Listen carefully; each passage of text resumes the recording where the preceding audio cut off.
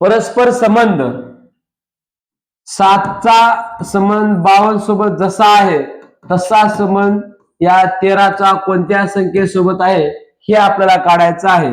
7चा वर्ग 7 7 49 अधिक 3 50 49 50 51 52 असा आहे.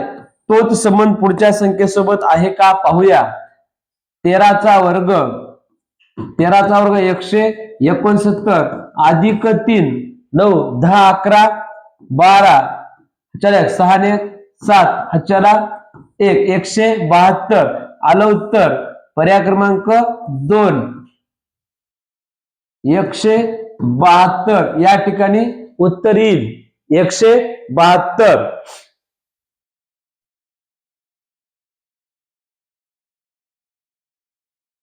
दुसरं 8चा 32 सोबत जसा संबंध आहे तसाच 12चा कोणत्या संख्येसोबत संबंध आहे ते पाहू. 8चा वर्ग 8 8 64 याच्या भागिले 2 म्हणजे भागिले 2 केले 2 1 2 2 त्रिक 6 2 2 4 म्हणजे 32 आलं. तसंच 12चा वर्ग भागिले 2 करून पाहू. 12चा वर्ग 144 भागिले 2 2 1 2 2 7 14 2 2 4 72 आहे का? आहे. पर्याय क्रमांक 3 इथं येतं 72. पर्याय क्रमांक 3 72. पहिल्या संख्येचा दुसऱ्या संख्येसोबत जो संबंध आहे तोच संबंध तिसऱ्या संख्येचा चौथ्या संख्येसोबत असतो. याला परस्पर संबंध, संख्यांचे परस्पर संबंध असे म्हणतात. तिसरं उदाहरण पाहू. 968 च 484 कसं येतं पाहू. 2 न भाग द्या 2 1 2 2 चौक 8 1 उरला 2 8 16 2 चौक 8 आलं का? म्हणजे भागिले 4 आहे.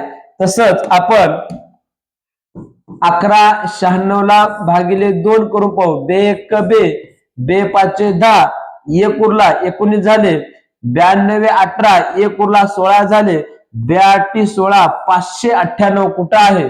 पर्याय क्रमांक 4 598. पर्याय क्रमांक 4 598 म्हणजे भागिले इथं 2 केलेला आहे. यालाही भागिले 2 करा आपल्याला उत्तर येऊन जाईल.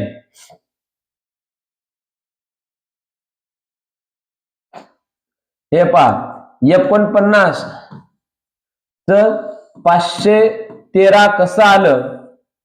49 हा कुणाचा वर्ग आहे? 7चा वर्ग 49 आहे. तर 513 कुणाचा? 8चा वर्ग करून पाहू. अधिक 1 येते का? 8 8 64 सॉरी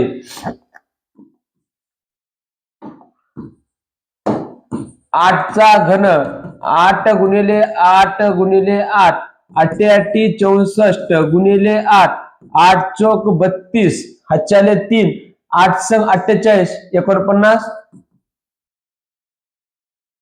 50 51 512 आलं.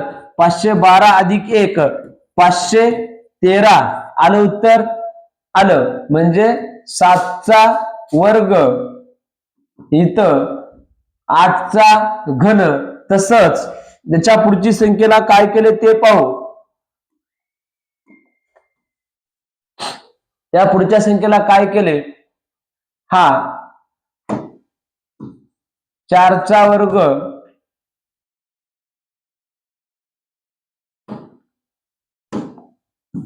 8चा वर्ग 8 8 64 त्याच्या पुढे 9चा घन 9 गुणिले 9 गुणिले 9 9 9 81 गुणिले 9 9 1 9 9 8 72 अधिक 1 729 अधिक 1 30 म्हणजे 9चा घन अधिक 1 729 अधिक 1 730 कुठं आहे? पर्याय क्रमांक 1 730. पर्याय क्रमांक 1 730 म्हणजे 7चा वर्ग केला त्याच्या पुढची 8 8चा घन केला. इथं हा 8चा वर्ग आहे त्याच्या पुढची संख्या 9 9चा घन. पुढचं उदाहरण पाहू.